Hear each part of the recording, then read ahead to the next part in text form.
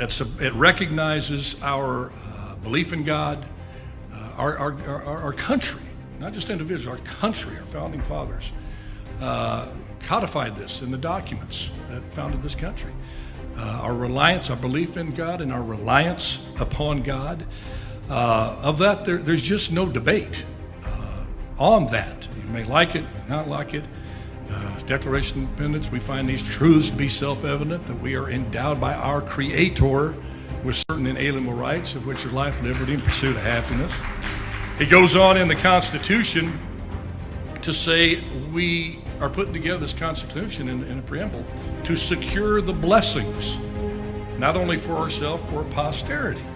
And that Constitution followed with a Bill of Rights that enumerated those godly rights given to man, including the very first one, which was a right to believe in God and to express that belief anytime, anywhere, including the public square. 33 million. It's proven to the money investors that people want something to feed their souls, not just their worst desires. Absolutely. And yes, indeed. This kind of sums up my entire dialogue career on the heat of the night. You ready for this? Okay, this is it. My 7 years on the heat of the night. My dialogue all summarized into this. Get right on it, Chief.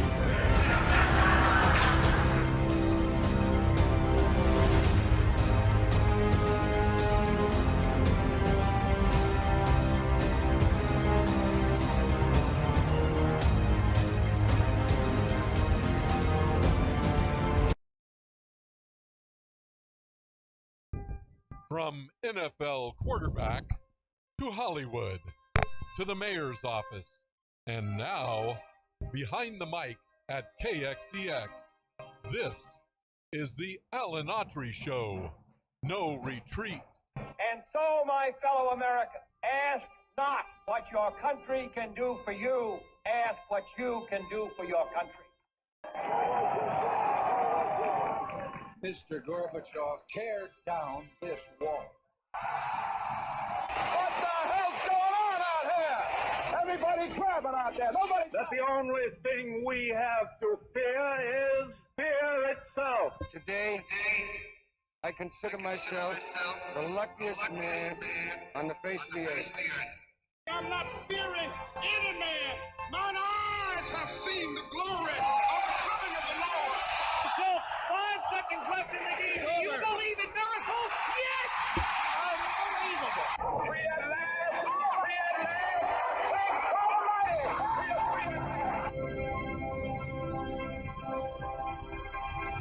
You're listening to the Alan Autry Show on the best talk in town. Talk Radio 1550 KXEX. Call Alan now, 559-899-1550. And welcome to Alan Autry No Retreat. I'm old Alan Autry, and you thought you were done with me, didn't you? Haven't been on for a week. You thought I packed up and left? No way. He's back. Some people thought I turned into Sebastian Gorka for a week. I like old Sebastian. Don't you, Guillermo? Good guy. Love him. Love that. How about you, bro? You Smart like this? He's a yeah. smart guy. Smart guy. Yeah, but Alan Autry. but they can't replace our show. Oh. You know, it was Alan Autry reruns or Sebastian Gorka. Guillermo goes with Gorka. Yeah, I mean, What? you know, excuse me, knife right in the kidneys. Oh, no, you know, I would do the same I'd thing. call the programming Huh? director. Call the programming Hey, director. folks, I love Sebastian. He's a great guy. I really do. I love him. I think he's a great guy, and like I said, very wise. But folks, hope you had a great Christmas, a wonderful New Year, and just can't tell you how much you mean to me. Tuning in here through the radio waves or online, whatever you choose to use to bring us to you, we're appreciative. And Bullet Bob, thank you for being here, buddy. Absolutely, Guillermo, Hoss. thank you for being Good to here. see you again. Anytime. I didn't get any better looking, did I? Another No. year. I keep waiting for that, but it just doesn't seem to happen. You don't look older, though. So What's that? You don't look older. Well, you know, with me, my life, the 70s, the new 90. There you go. Yeah. So I got a face that's worn out 2 bodies. I'm past it. I'm past having any ego. It's done. You get to this age, it really doesn't matter anymore, does it? Oh my gosh, it really doesn't. No you need to you just impress hope people. to look at people and don't wince. That's hope. If they don't wince, you're okay. You wait. Hey, before we got a lot going on, and this thing with the speakership, God, the last thing in the world you want to happen if you're a Republican, or if you even care about the country, is what's happening now. This doo-doo show going on, picking the speaker. But anyway, I want to start the show off sending our prayers, thoughts to the family, DeMar Hamlin, the young man, if you watched the football game last night, who was hurt bad, took a helmet and a shoulder to the chest. Even on TV, didn't look bad. If you played the game, you could just see the force of the young man coming, DeMar, to make the tackle. And just at that particular time, the ball carrier lowered his shoulder and went right into his chest, resulted in a cardiac arrest. And the young man passed out. I'd never seen anything like that. I mean, I literally got physically sick watching it. And we want to send our thoughts and prayers to DeMar. Understand that he's still in critical condition, but he's breathing. You know, there was a time there, right? Guillermo, I don't think you saw the game, but Pearl, you were. Yeah, he had stopped breathing. He had stopped breathing. They gave him CPR in the field for 10 minutes. Yeah. Revived him, and then took him to the trauma center. Now, that was scary. And I don't want to dwell on this too long but I was trying to explain to Lori. Remember Darryl Stingley? Yeah. And wide receiver paralyzed. Yeah, that was the last time I saw. Well, besides Theismann's broken leg, but in 1978, when Darryl Stingley's playing for New England or Buffalo, it could have been Buffalo, might have been New England. They were playing the Raiders, and Jack Tatum hit him in an awkward angle, and he got paralyzed on that play. And I was trying to relate that.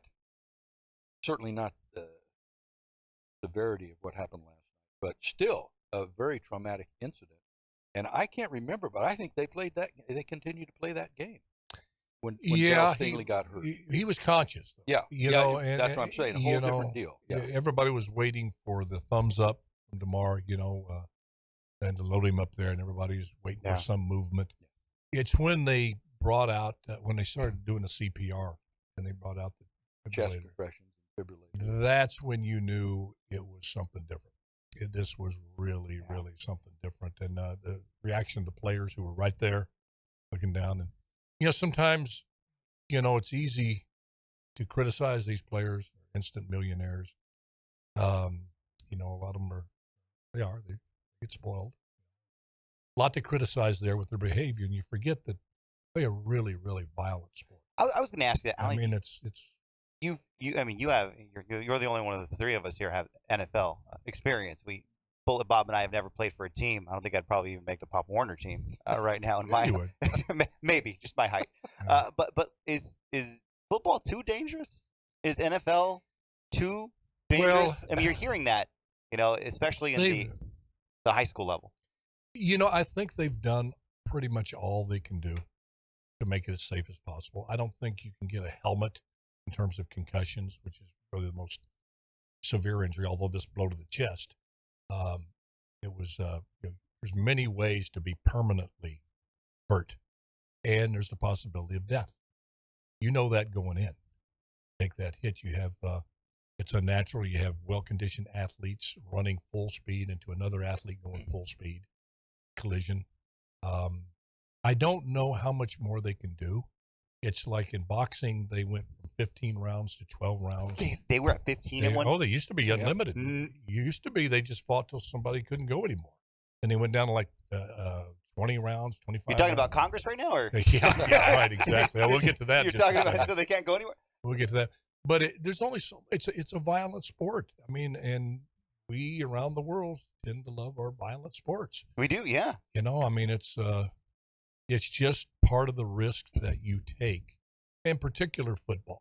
Like I said, we tend to criticize them, me too, but we forget that these young men are putting their life on the lines, literally, to go out there. And as long as you have football the way it is, where you have that kind of contact, you're going to have the possibility of this happening. Does the NFL need to change?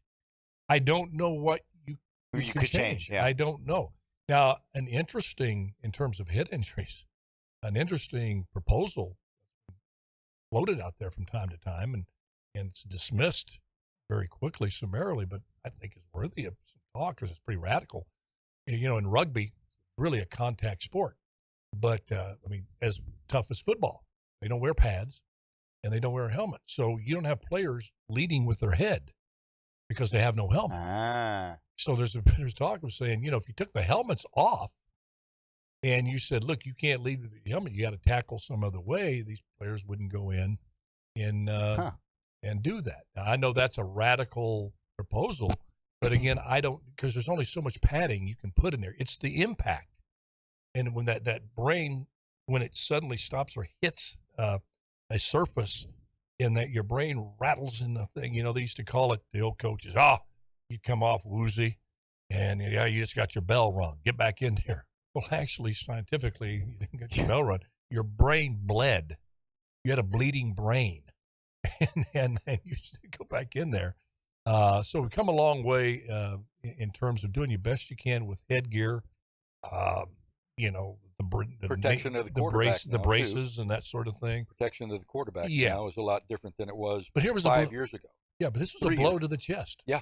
How do you prevent that? You can't do that. Yeah. Or still call it football. Yeah. Anyway, our thoughts and prayers to DeMar, his family, and you know what, to all those out there, and I don't think there's many, but boy, they're getting more and more vocal. They say, you know, keep your prayers. Keep your prayers.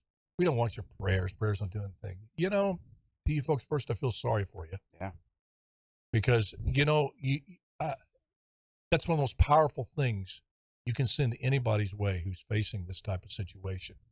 And by the way, DeMar's mother thanked everyone for the prayers, specifically said, thank you for the prayers. So here's the mother of this young man who was at the ball game, rode with her son to the hospital, is by his side right now, calling on God and his healing power, putting her faith in him, telling everybody who sends their prayers to keep coming. So, you know, to those, again, that say keep your prayers, I feel sorry for you. I send you my prayers. I pray for you, okay? And I don't mean that in a sarcastic way. Get some little short hairs up here to hear that. But most of all, I just feel sorry for you that you're so far away from what, is the most important thing in life, a reliance upon God during this time. Because that's it right now. When you get in a situation like this, you're helpless. And you think there's something out there that you can do within your power, and there's not. So you just give up. You know, there is a higher power out there we call upon. Sometimes he answers those prayers, sometimes he doesn't. But it's always for the good. So anyway, didn't mean to go off on a rant, but I'm glad I did. Can I ask a question on this? So I was listening to Dan Bongino driving in, and I think he had Steve Dace on. And I guess Dr. Peter McCullough, like one of the most, world-renowned cardiologists. And I was actually, 2 years ago, I was with him for lunch. He came to Fresno when he got banned from I everything. remember that. Yeah. You hosted that, I didn't did, you? yeah. Dr. Peter with Mama Bears. Dr. Peter McCullough. Well, I guess he just printed in some scientific journal that the amount of sports athletes that have just dropped with cardiac issues increased year over year by 3,586%. And so I'm not saying that, listen, you got vaccinated, it might have something to do with you, but it was pre-COVID. You didn't see players like this just dropping. Now, post-COVID, I mean, he's got the stats. Should we be looking at, look at what we can do in all areas, with padding or whatever. Like you said, maybe there's not much we can do, but should we just kind of stop and say, well, wait a minute, athletes weren't just dropping before. There's got to be something, right? And I don't like conspiracies, and I don't want to, I don't want to be that guy. Like, it's the shot, but it's all on the table. I think, you do as much research into an area where you think may contribute to this type of occurrence. Yeah. What befuddles me is the game of basketball has had more than its share, more so than football, of young athletes just falling over from cardiac arrest. Really? Oh, yeah. Hank Gathers. Remember Hank Gathers there from Loyola Marymount? And there was almost every year on the basketball court. You have, but it's a very intense sport where you get your heart rate up and you have an underlying defect. Okay, gotcha. My wife brought up a point last night. She said, he was distraught like all of us there watching. says, I'm just surprised it doesn't happen more. Yeah, that's a good point. And I praise God it doesn't. Yeah, but I mean, you're right. Yeah. Yeah, I mean, but statistically, look at if you were to take the whole season of NFL tackles, especially in that chest area, this would be a probably less than a 0.0001% occurrence. Yep. Right. But I was kind of disappointed too with the NFL. You call the game off right now. Right now, Goodell should have gotten on the phone. Took him an hour. Took him over an hour to do that. All right, picking on Goodell, but come on, that's an easy call. Because what happened last night was a big nationwide and worldwide NFL fans all over. I think a real big wake-up call on perspective. Because this whole thing in sports, especially with the gambling, this winning call, it's sad to say this, and I don't even be going there, but dadgummit, maybe we should go there. Because this was a young man, this was somebody's little baby fighting for his life right now. And I guarantee you there's some folks that had a lot of money running on that game that are ticked off because they thought, well, the Bengals were going. They were going to win this, and I was going to win my money off of DraftKings. I had my app going, and I was looking good. And there are always going to be folks like that, but I think that can seep into even right-minded people. You lose perspective. This country, I love sports, but it has gone freaking sports crazy. And I think gambling has a lot to do with it. When you have a bet on a game, you kind of lose. You're talking about hardcore money, your money. And I don't think these folks are going to admit it, but I know that's in a lot of folks' minds and hearts out there. What percentage? I don't know. And I guess my point is, every once in a while, we need to step back and really evaluate what's important in life. And he could have called that off quickly and made a statement by the NFL. Look, done, over. This kid's fighting for it. They bring out the defibrillator. Game over. Yeah, that would be a nice play. And you can go on social media anytime. Goodell should have got his camera or whatever. Hey, dial me in to ESPN. I want to go live. I want to tell the whole world that we're canceling this game and we're going to collectively pray for this young man. He never did do anything like that. No, I took it out. They're still mulling around, and then you go back to send a tweet or whatever, an official statement. And what's wrong with ESPN? Austin and I were sitting there listening to these things. You're Troy Aikman and Joe Buck. Obviously, you could tell. They're going, what do you want us to talk about? It was rough. Didn't they go back to the studio audits? The three announcers are going, why are we even here? Yep. Cancel the game. Yeah, it was hard to watch. And especially being in this business, I've been on the air when breaking news happens, and I'm not necessarily like, I don't know that part of the world. It's none of my show prep. Why did this just happen? Did it have to happen? And boy, ESPN, And you're just they keep sending it back, and it was so awkward. They're still breaking for commercials. Yeah. By all means, let's make that money. They got to make that money. Young man's fighting for his life. Now, this word from big old tires, Subway. Exactly, man. I mean, gee, when did you just? So I think that ultimately there's some good could come out of this, and we just pray earnestly that this young man recovers. But dadgum, I do have an update on the sports betting. So it looks like most of the sports books. What do you call them? Bookies? I go, well, they're not bookies. As if you've never placed a bet before. I've never. No, I never. He looked right bookies, as they say. He looked right at me when he said bookie. What's that all about? Let's go to commercial break. Yeah, you've never been on Michigan State, have you? No, never. Thank God. Yeah, right. Thank God. FanDuel, which is the largest, I guess, they're going to be refunding in the account. It looks like BetMGM.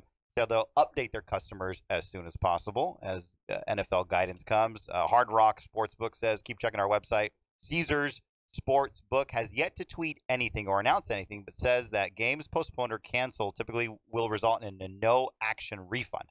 Yeah. So bottom line, just so it that's looks like a shame we're even talking about. Well, this. But a lot of people bet. But there's a bigger, huge money. Huge money. There's a soul searching aspect of this. This is good. Because, like I said, there's certain things that happen where you just call it off. I don't care what it cost you. You got to make a stand. This is a young man fighting for his life. You got to make a statement on common decency and say this is a human issue. This overrides everything. But we're not even going to go to commercials. have all those people that were going to pay for the. Yeah. Just don't do it. Deal with that later. I'm sure most of the companies would say, okay, we get it. We'll run a 2 or 3 later on. Do a make good. Yeah. But you do what you have to do. You break and go to something else, and you run the ticker tape back there. You don't put those announcers in there, talking about this stuff over and over and over again. All right, we're going to take a quick break. When we come back, oh my gosh, I sent Robert and Guillermo folks a text last night on one of the subjects of the Republicans taking over the House, and it was simply do's and don'ts. What do you do? What do you don't do as the new majority? Well, we're finding out right off the bat one thing you don't do, and that is look as inept as the majority you're replacing, and that's happening right now. Oh, my word. This is Alan Launcher, No Retreat with Guillermo Moreno and Robert Leoni. We'll be right back.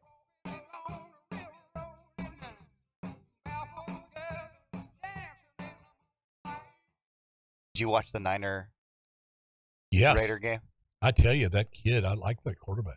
He looked good. But what reminds me of Joe Montana. He looked good. But why take out Derek? 2 games left. You mean the Raiders? Yeah, the Raiders. Oh, It doesn't matter. They didn't have any playoff hopes. Well, the thing is, the money. If he got injured, they got to pay him $32 million. Yeah, that's right. It was a money deal. Yeah, my bad. If he got hurt, $30 million or something, wasn't it? And Derek would never come up with the mysterious hamstring pull halfway through the second quarter. Oh, I know it just popped. Does it have to be a verifiable injury? Well, they would have like a soccer injury. No one's near you. They would have medical staff looking at that inside, out, backwards, forwards, upside down. I'm glad he's getting out of there. He didn't belong in Vegas. There's certain misfits. Derek Carr, he's good Christian young man, definitely a misfit. In Vegas, in Sin City. Yeah. What's done here stays here. Yeah, well, I don't even think Vegas should have a sports franchise. They're getting Sorry, folks in Vegas. I really don't. They're getting everything now. Yeah, because they got so much money there. Yeah. They're like the Saudis. They're like the Qatar. They're like Dubai. Yeah. All those big gambling countries, they just got enormous amounts of money. That's why the Saudis come in and start a new golf league. Hey, just look the other way that we dismembered a journalist that criticized us. They're getting better. I think women are driving now. Women? I think, right? What? Maybe. They're driving. Maybe not. Yeah. Oh, God. Hey, can I give you some comments here? Lane Holt, I sure have missed you all. So glad to see everybody. Lane. Christopher, man, I sure enjoyed seeing you on Tulsa King. Woo! Happy New Year. I made the cut. Hey, Haas did a great job last night on the show.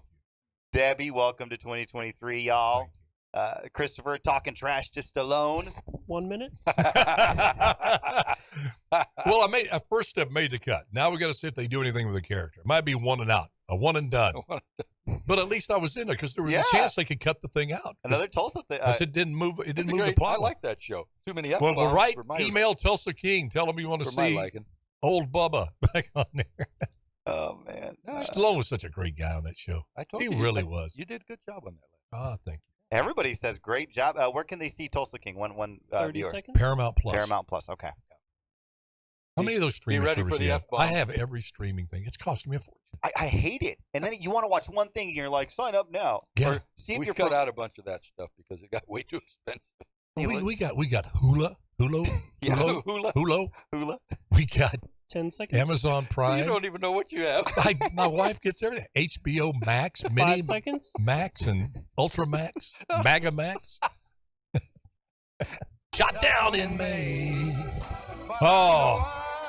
Well, I miss old Blue Eyes. Does Guillermo know who that is? Oh, he knows Frank Sinatra. You know Frank Sinatra? Yeah. Oh, did you know that was him? I did not know that. That's one of his biggest hits. No, you're playing with me now. Now you're messing with me. I wasn't a music guy. I grew up in Kermit. Boomer and the Millennial. That's the name of this show. Boomer. They did not. Boomers and the Millennial.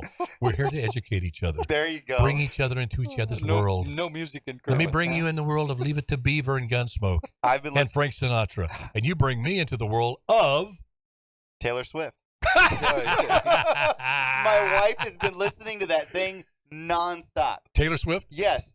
What about, hey, she's the real deal. No, she can't hold a relationship. If Is that she- what it's about? She gets married. Her music is that's all she talks about. Well, Her we teased them about the Republican vote on today, but now we're talking That is about a Taylor broken Swift. relationship too. That is a broken relationship. Nice segue. Where's Taylor All right, Swift? let's go there. That is a song. That's a Taylor Swift song That is being a Taylor Swift song. unfolding right before our eyes.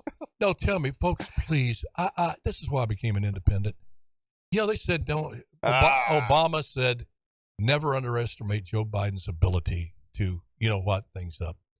Well, I'm starting to think, don't ever underestimate the ability of Republicans to screw things up.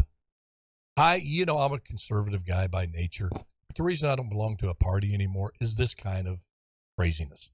What we're talking about, if you haven't heard already, is for the first time in 100 years, these folks can't even elect a speaker. All right? You have a handful of folks that people, I don't know, and I'm not going to criticize, in terms of their character. I don't know them. All I would expect of them is to have a less myopic view about this particular aspect that the party's facing, which is, hey, we're really not going to give in to Mitch McConnell. He betrayed us. He didn't spend money on candidates that he should have. That may be very true. I think there's some validity to that. But it's so what now? You got these holdouts now, and you're looking about 5 that are never McCarthy's. That's enough to not get it done. And you look up on this thing on the, we got 2 monitors here, folks, one CNN, one Fox. Tell me we're not fair about it. And you look up there, and it has McCarthy. They're voting right now, second ballot. He got beat on the first ballot, by the way. They didn't have enough votes. Matt Gaetz and some others voted against him. Now they're on the second ballot. That failed. So on the ballot tally, it has now McCarthy 203. You need 218, I think, yeah, to become speaker. Hakeem Jeffries, the Democrat, has 212 votes. The Democrats are rock solid, lockstep. Now, he's not going to become speaker, okay? It's impossible. He doesn't have the votes to close the deal. I mean, these people that are holding out against McCarthy are not going to vote for Hakeem Jeffries. But the perception is that this Republican majority is inept. They're no better than what they're replacing. They don't have a vision for the country that they say, hey, most people right now are looking at that going, you mean they couldn't get this resolved before the vote? They couldn't sit down. They don't have a good enough communication. And that's our check to the and balance to the Biden agenda. And it sends a message to people going, oh, come on. And Guillermo, I'll go to you first and then Bullet. What do you think this does in terms of marshaling support on the things that need to be done? This crazy spending, the border, out of control crime, the issues that this Republican majority was supposed to hold the president and the Senate accountable for. What does this do to the ability to do that? Well, it's just a bad start. I mean, that's putting it mildly. It's a bad start. Kevin's going to have to, well, as if I know the guy, but, Leader McCarthy's going to he's going to give away the store because you got 5 holdouts. So this is just a really bad start. Here's the other thing that I want to ask. Yeah, but the 5 are not going to get what they want. I mean, if they just hold, maybe. What are they going to get? Yeah. They're going to get 213 suddenly change their mind. They're Matt, not. did you know what happened today? Did you see what happened on this? Jim Jordan got up, and these folks that are holdouts like Jim Jordan. The second vote. He's their guy. These hardliners that Trump was done a bad deal, and he may have been, but it's like we're not budging. We're not giving along to these McConnell commies and all of these rhinos here in the house. Yeah. Jordan's one of their guys. They love him. Well, Jordan gets up today and nominates McCarthy, gives him a glowing nomination speech. Matt Gaetz gets up and nominates Jordan. Yeah, Jordan got 11 votes in the first tally. The guy that you say is totally not fit for speaker, the guy you idolize just endorsed him, so you're going to endorse the guy who just idolized the guy or nominate the guy that you're against. I can just see him with that face, smirking and going, how do you like them apples? It's like the guy is just looking for attention. I'm sorry. This is what it appears. He may not be that way. I'm just thinking for appearance. And perception is going to trump truth here. Yeah. Yep. He's creepy. Dadgum, The guy was boy. kind of creepy. I saw him in, I think, at a convention, Matt Gaetz. He's got a very eerie, creepy vibe. But beyond that, this is what This is an he eerie, does. creepy action. He does. No, I agree. But look at what McCarthy's going to have to do. Is this is going to be his, if he's elected speaker, the next 2 years.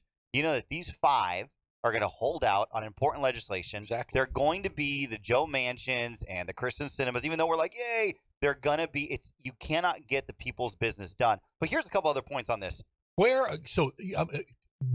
I'm going to tell you, Matt Gaetz, all y'all, don't ever, ever, ever invoke the name of Ronald Reagan again in your freaking lifetime. Because you're How do you really farthest feel? away from Yeah, Reagan. tell You him. are the farthest thing from being a Reagan that you could imagine. Reagan was the great compromiser. He said, if I get 60% of what I want, am I 60% further closer to my goal or 40% away from it? That's true. And if we're 60% aside, are we 60% friends or 40% enemies? He was the great compromiser. Yeah. You can't compromise on a freaking speaker. Well, Give me a break. Here's the other thing. There's no I official. want to go through this mic right now. I'm going to start chewing on it. I'm going to move away. Yeah, we're gonna slowly going this way. There's no official members of Congress right now. Exactly. You know They that, can't right? do anything. So hold on, wait. This You might, just keep triggering me, this don't you, on night- this guy? This is not These a bad guys? thing. Okay, go ahead. There's Tell me where it's a no good thing. congressmen and women right now.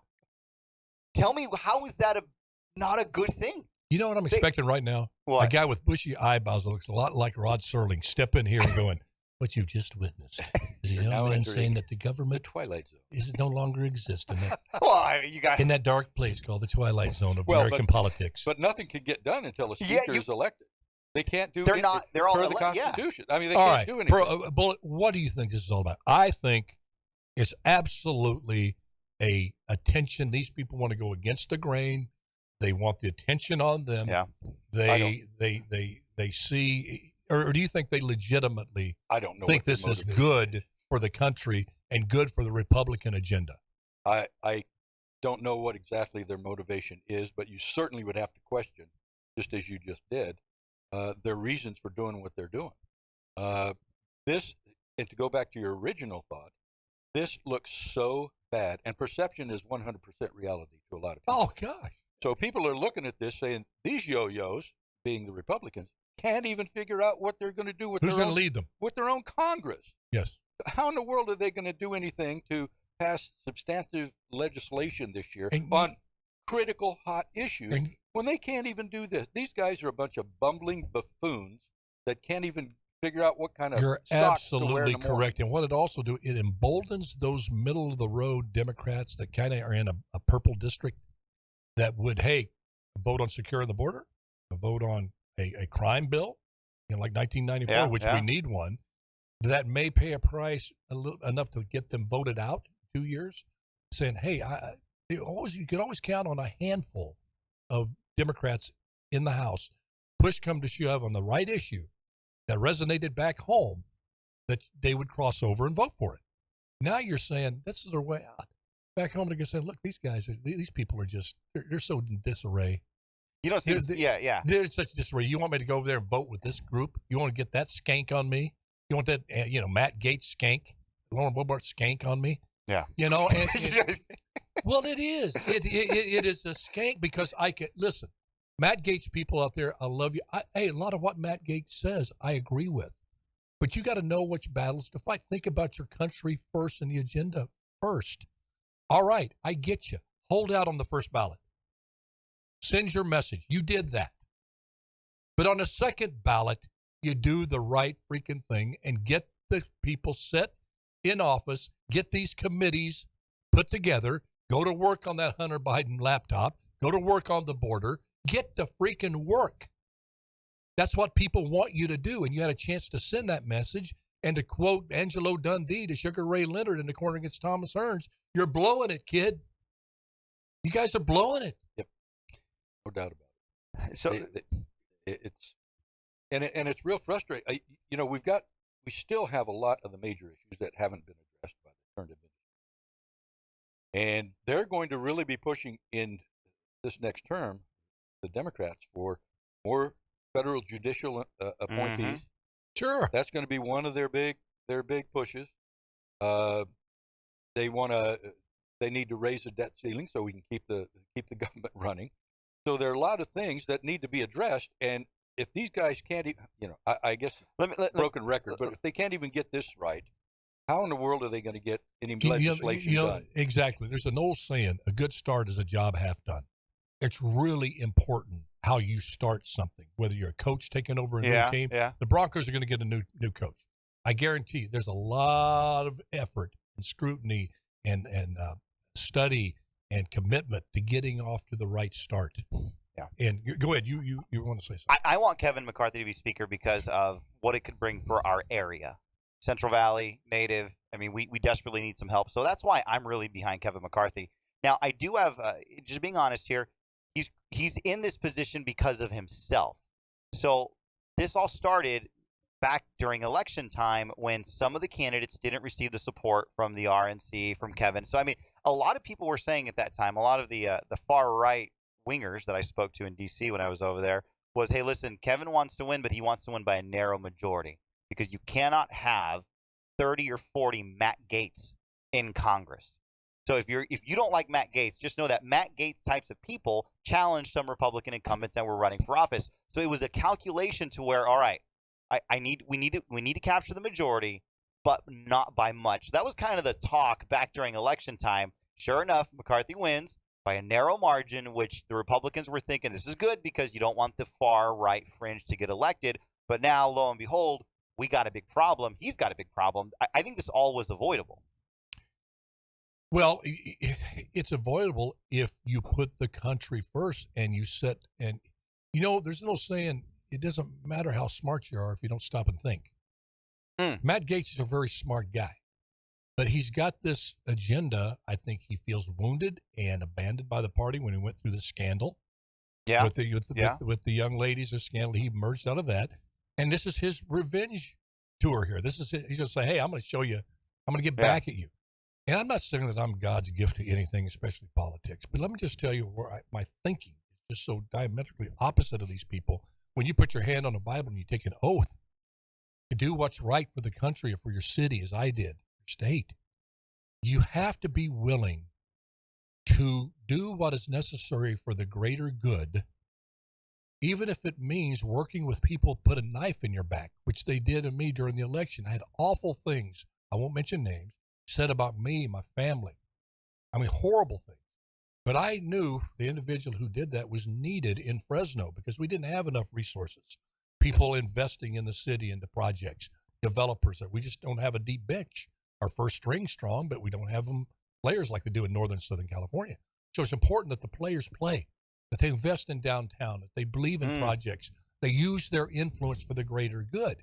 And I had to work with these people knowing that they put a knife in my back and would do it again if I gave them a chance, but they had to be at the table. Yes, and I look back, I'm not comparing myself to Abe Lincoln, but I can relate to Abe Lincoln when he took over and he put together this cabinet of his enemies. He brought them. He knew he had to bring this nation together on the precipice of a civil war, and he was willing. It meant something to him, and he was willing to take whatever step was necessary to get the job done. Yeah. And then when I see these people, what appears to me, playing their own selfish game, and like I said, he made your point on the first ballot. Okay. Now it's time to do what's right. And that's get on the same page, get this thing that you passed. And let me tell you, clear the air. I'm not infatuated with McCarthy. No. I know. I think there's probably in Congress a better leader, but we are where we are. Yep. He has Well the said. votes. Yes. Well said. It's going to be him or it's going to be nobody. You're going to carry this thing. Let me tell you, if they fix this thing tomorrow, they got a shot. They, meaning the Republicans, to heal this wound. Agreed. But if it carries on this could carry on for 1, 2, 3, 4 weeks. Yeah, 2 months. Historically, 2 months one time. They do that, then congratulations, Matt. You gave Joe Biden a second term. Yep. Amen. Amen. And dig yourself out from underneath that rock. Yeah. Good luck. Hey, I want to tell you, I'm doing a New Year's resolution where I'm trying to read more, right? And I have this book, Congress, Congress, Congress, Congress. And what's it called again? Congress. Okay. And let me tell you something. I was so fascinated. Do you think the executive branch of government has become too powerful? Because back in our history, our early founding, in the first couple of years, Congress played an oversized role in running the country. So now when we look at our three branches of government, the power really rests in the presidency. So maybe a lot of people, especially with today, a lot of people fail to realize, no, listen, the House of Representatives has a lot of power. It's up to them to use it. It's up to the party to wield it. But this is why today is so important, because you have a branch of government that can really rise to the top and stop Joe Biden. A lot of people are like, we don't have the presidency. We could do a lot with just the House. Now, we could do some damage with the House and Senate. But remember, we have the Supreme Court. So I think a lot of people should really listen to what you just said. Listen, he might not be the best guy in there, but darn it, we got to move forward. We got to move on. This is an important branch of government. It has the capability to overshadow the executive. Let's take a step back and think. Get our heads out of our. Well, and that goes back to the old, checks and balances. Of one not being a superpower, president or a king, versus having the other branches of government that can check and balance. It's a great thing that we have in our democratic republic. But I still go back to Haas's comment: is what's the motivation of these guys? I just saw a picture of Chip Roy. He was one of the ones that didn't vote for McCarthy. And I really have to wonder what the heck their motivation is. And I don't think they have the capability, or if they do, they're certainly not showing it, to do what you just explained about when you ran for office and became mayor. They don't have the ability, or choose not to, I guess maybe that's it, to reach across and say, okay, we need to all come together, get on the same page, and vote the speaker in, because until we do, nothing's going to happen. Mm-hmm. And they just, for whatever reason, I would love to walk up to Matt Gaetz and say, what's your point? Well, what are you trying to do here? He wants to be a president. Oh, president of what? He wants to, and that's what he wants. These guys are so their head is so big, these five. They really have zero want to work with anybody. These guys want to be president of the United States one day. And they feel that this is the hill that they can rise to fame. And I wanted to be like Carlos Brown in football too, but that ain't going to happen. No, you didn't want that. You don't want that. You got to be into reality here. You're familiar with my NFL career. You don't want to do that. So, people have to really. We have to understand something. There's no saying the truth will set you free, but first. And the miserable truth is, there is no leader out there, probably in the history of this country, and I don't see one ever being able to unite the country. Events unite countries. 9/11 can unite it for a while. But great leaders we need now is not going to unite us. The best you could hope for is to keep a diverse country with diverse beliefs, agendas, religions, from killing each other, strangling each other to death, and move forward on things that affect everybody. To get some agreement on certain things that are fundamental, like personal individual liberties, a secure border, reducing crime. Yeah. You hope you can unite. Now, you're not going to get the radical left and the radical right because they believe the same. They both hate government so bad they don't even want to be governed by any government. The anarchist and the far left, they meet. It all ends up in a dictatorship. So, excuse me, you're going to have some give and take. You're going to have deals. You're going to have compromises. And what's happened now is you have a zero-sum game mentality. Exactly. And you're letting these folks like Gaetz, and that unfortunately thrive on it because the people in their district keep electing him. And again, if he could discipline himself, could be a really good leader in that regard. But the waters have been poisoned so much, and with this thing here, And I look, who's going to have enough guts to be the one to say, okay, I'm going to vote for McCarthy? That's what gets kind of concerning to me. That's why I think he could drag out for weeks and weeks and weeks, and then finally they'll say, okay, I'm going to vote, but this is what I got out of him. Okay, I got this aggressive deficit reduction plan that we're going to adopt. But they had a lot of that stuff that McCarthy already agreed to. McCarthy had already agreed with a lot of that stuff. You know, it's and what is it? Maybe this is not even a valid point, but what does this do to the perception of our government in the global political arena? I think it's good. Do they care? Does China care about what's going on right now? Yeah, ask me. I don't really care what the rest of the world. Well, that was going to be my point. Does anybody really care? You know, I think they should care what we think. We're sending $114 billion to the Ukraine with no strings attached. Hey, you defined victory, and the cash is going to keep coming to quote Biden, as long as it takes. You know, I would look at Western Europe and the Ukraine and say, look, you need to start currying favor with us. You got to tell us what does a victory look like? And of all people, the guy I have really criticized on this show, General Milley, actually stood up and said, we need to know what victory is. This can't be an open-ended thing. Well, they silenced him in a heartbeat. You didn't hear from General Milley again. A guy you would least likely hear it from stood up, and even Milley understands you can't go on like this over there. Yeah. So I don't care what, you know, I shouldn't say I don't care. I just think we let those things. I think how will China view this has poisoned our politics. Poisoned so many politicians. So much of corporate America is in the pockets of China, and that's the question they say. Not out of whether it's good policy, or are they going to get mad at us? Yeah. Mm-hmm. If we question where the virus came from, that may have come from the Wuhan lab, we better cancel them, or China's going to what? Then we find out they make 92% of our antibiotics. That's why. And you can go on and on and on. They bought us out. They bought us. They bought our government. And so we got to have enough guts to say, you know, we're going to figure this out. Yeah. You guys got no problem. China's definitely watching. And China does not want McCarthy to become speaker because we're hoping that he'll open up investigations. I think there's going to be like a China. That's a good point. So China's watching intently.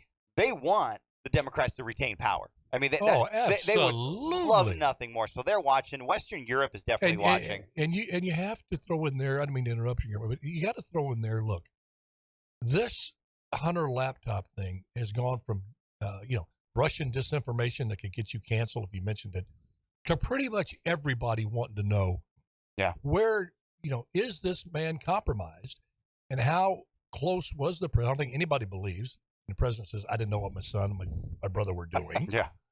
They want to see that done, and that's what's frustrating too. And again, my apologies for interrupting, but my gosh, all of this stuff that they should come out of the chute ready to go investigate and get done, securing the border, reducing crime, deficit, war in Ukraine, the Hunter Biden laptop. Is our president compromised by China? It sure looks that way. Yeah. Yep. I hate to say that. I'm saying it looks that way. You know what? And I'm going to make this. You thoroughly investigate. You do. I would accept a Mueller report type deal into this. Yeah. And whatever the outcome, I will say, okay. And if you exonerate President Biden, I'm going to say, let's move on. But what I won't do, there's too much smoke here to see if there's any fire. Yeah. Correct? Oh, agreed. And it's all in jeopardy because they can't get us. So we come back to this. Yes. Yeah. That's my point. We come back to these dopes. They can't figure out which end is up here. And so all of how that. How does this thing? Okay, let's do a prediction. How does this thing? How does this thing end, Guillermo? Dad, we spent almost the whole show. And I want to talk about my Tulsa King debut. I want to talk about me and my career. Look what happens. You still got time. The all-seeing, all-knowing, the old wise, the great sage and soothsayer from the East. How does it end, Guillermo? I bet on McCarthy. I bet. Oh, gosh, yes, but at what cost? He becomes speaker by Friday. How does that happen? Does Matt Gates do a mea culpa? Hey, I'm really sorry I held up the agenda. Yeah, I'd say around Thursday, Matt Gates comes out and says, "Listen, I got this. Listen, we got to move forward. McCarthy and I will work together. He gets some nice cushion. They're all going to get." You think he's holding out for a committee position? I think he's holding out for a lot more than that. He's holding out for. I mean, that's what you. Well, that's want. a good point. Well, what it does, it brings him back into the fold. Exactly. That's telling people he's he's back. back. You're forgiven. Here's your committee chairmanship. Just your gut feeling. We don't know for sure. Do you think that's a play right now? Who knows what these guys are thinking, especially him. I don't know if I'm as optimistic as Guillermo that it's going to be resolved by Friday. Really? I hope it's resolved by tomorrow or tonight. Because until that happens, nothing happens. Literally, nothing's going to happen with Congress. Well, hold on, wait. Biden expected. We're laughing here, radio folks, because Guillermo just gestured to the Fox News. That is what you're laughing at. Right? Oh, for sure. But it says Biden to announce 2024 decision soon. Can I just take this moment to gloat a little bit, Alan? Because you and I had a wager. This is a show made for gloating. You and I had a wager, and Bob, you might remember this. About a year ago, Alan said Biden's going to be out before the midterms. And I was crazy enough to say, no, he's going to run in 2024. I need audio proof. Oh, Jeremy, you're working overtime. Throw the flag on that one. No, he surprised me. I think, I did surprise me. I didn't think he'd make it to the midterm. Why not? I thought he's too old. Well, I thought 83 right now. Listen, when he fell off that bike, he's just one blow to the head. That's what did it. Well, no, I mean, he was that close. I mean, he was falling everywhere you turn around. Go flying up the stairs to the plane. He slips and hits his head. He has a concussion. I thought he physically would, and I didn't wish that on him. I was just using common sense. I mean, every time he turned around, especially when Kamala Harris, he was walking towards the end of the stage. There's like a 15-foot drop there. She runs over and grabs him. He Mr. Magoo's that thing, and then all these things. I'm going, he's not going to. About the time I didn't think he would make it. I think he'd want to. He was at the White House, and he was in the Rose Garden or something, and he finished the press conference, and he started walking away, and he was going the wrong way. He was walking away from the White House. Somebody had to turn him around. Oh, go back this way. Yeah, man. The bunny instance. The bunny scared the hell out of him. He never did a press conference at the Grand Canyon. It's really not. Ambling off there. He turned around. He's it's really not. No, funny. Joe! That's horrible. It's so bad. Well, gosh, that's why I made my prediction that he wouldn't make it to the midterms. He just wouldn't make it. Well, I know how old guys are. I'm one. You still think you can do it? Well, you go out there and you start doing stuff that you shouldn't do.